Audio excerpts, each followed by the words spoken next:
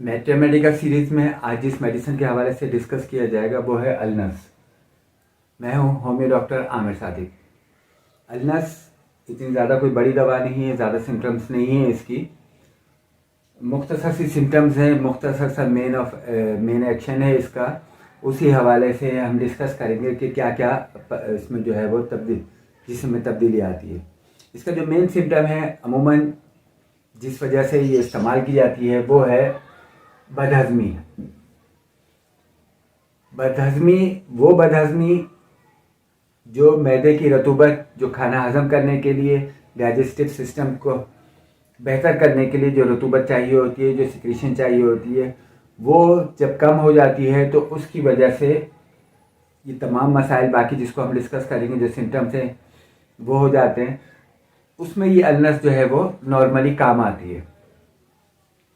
بدہضمی کی وجہ سے جو بدہضمی جو کم ہو جاتی ہے، جب وہ بہتر ہونا شروع ہو جاتی ہے تو اس کی وجہ سے جسم کی افزائش بھی ہونا شروع ہو جاتی ہے۔ تو نہ صرف معدے کے لیے، ڈائجسٹو سسٹم کے لیے یہ میڈیسن النس استعمال کی جاتی ہے، اس کے ساتھ ساتھ جسم کو افزائش بھی یہ دیتی ہے۔ اب ہم جو دوسرے سمٹم کی بات کریں گے، جب معدے میں رطوبت کم ہو جاتی ہے، سیکریشن کم ہو جاتی ہے، تو ہم بہت اچھی طرح سے جانتے ہیں کہ معدے میں ہمارے جب غذا جو ہے مکس ہوتی ہے، مکس ہونے کے بعد چھوٹی آنت اسمال انٹسٹائن میں ہضم ہونے کا پروسیس شروع ہوتا ہے، اور یہ پروسیس کمپلیٹ ہوتے ہوتے بڑی آنت میں فائنلی جتنا بھی ہم نے کھایا ہے وہ جب فائنلی اسٹول کی صورت میں پاس آؤٹ ہوتا ہے باڈی سے، تو یہ چھوٹی آنت سے یہ سارا سسٹم ہضم ہونے کا شروع ہوتا ہے، اور جو کھانے کا مکسچر بنتا ہے جس کو قائم کہتے ہیں وہ معدے میں بنتا ہے۔ جو معدے میں اگر یہ رطوبت کم ہو جاتی ہے تو سب سے پہلے ڈسٹربنس وہیں سے شروع ہو جاتی ہے۔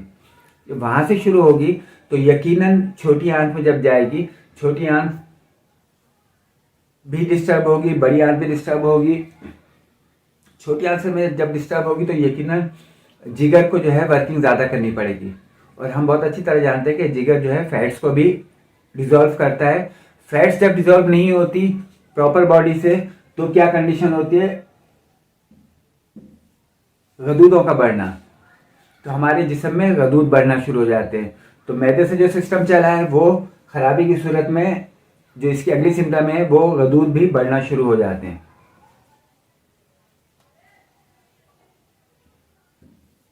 جسم کے مختلف حصوں میں زخم، یہی پروسیس جب آگے چلتا ہے، آگے یہ پروسیس ہوتا ہے تو عموماً کیا ہوتا ہے کہ ہمارے جو جسم میں مختلف جگہوں پہ عموماً جب زخم ہو جائیں یا خون خراب ہو جائے تو ایسی کنڈیشن میں وہ جلدی ہیل نہیں ہوتا۔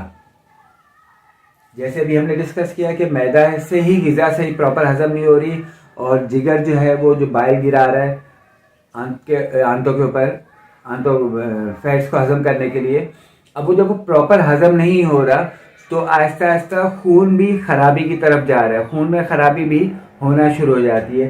تو یہی چیز بڑھ کے آگے زخم ہونا شروع ہو جاتا ہے، اور اس کے بعد بدبودار مواد کا اخراج۔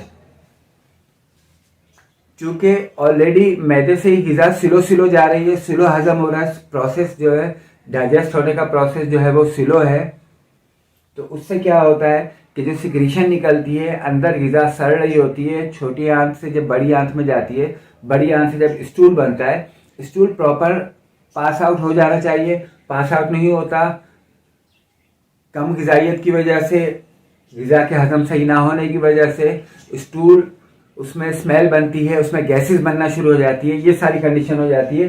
تو جو سیکریشن وغیرہ ہوتی ہے باڈی کی وہ جو نکل رہی ہوتی ہے تو اس کے اندر اسمیل بہت زیادہ ہوتی ہے۔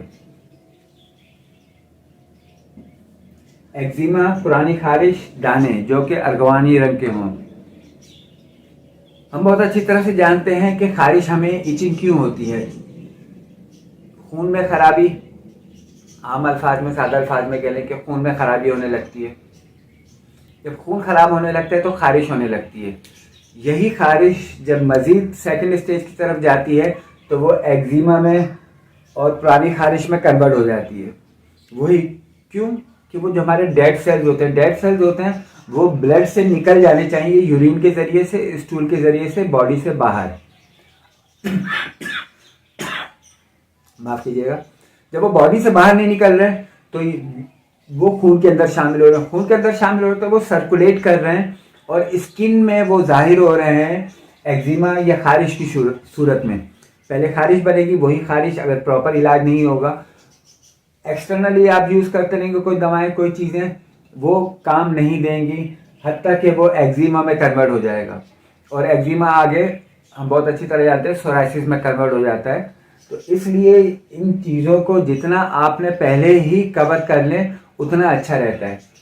पूरा सिस्टम मेन जो बदहजमी से चला है, जो ग़िज़ा की कमी उससे चला है, रतूबत की कमी से सिक्रेशन जो कम हो जाती है, ये पूरा का पूरा सिस्टम हमारे जब स्टूल पास आउट होता है, अगर यहाँ से ही ये सिस्टम डिस्टर्ब हुआ है तो यकीनन जो स्टूल वो होगा वो प्रॉपर पास आउट नहीं होगा। जो उसका टॉक्सिक मटेरियल है, जो उसके अंदर जो निकल जाना चाहिए, जो डेड सेल्स हैं वो बॉडी से जो निकल जाने चाहिए वो प्रॉपर नहीं निकल पाएंगे। जब प्रॉपर नहीं निकल पाएंगे तो वो यकीनन स्किन को भी डिस्टर्ब करेंगे, एक्जिमा की सूरत भी करेंगे, वो वदूदों का बढ़ना भी हो जाएगा जिसके अंदर फैट्स होंगे और बाकी जिस्मों में, और जिस्म की अफजाइश भी उस तरह नहीं हो पाएगी। यानी वो लोग, वो बच्चे जो कमज़ोर हैं, अगर उनको भी ये मेडिसिन दी जाए तो ये उनकी ना सिर्फ अफजाइश करेगी बल्कि उनकी ग्रोथ में भी मदद देगी।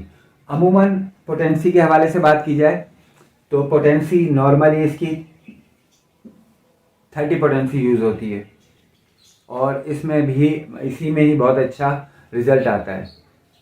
इस हवाले से या किसी और हवाले से आपके कोई कमेंट्स हों तो यकीनन हम आपके कमेंट्स के मुंतज़िर हैं।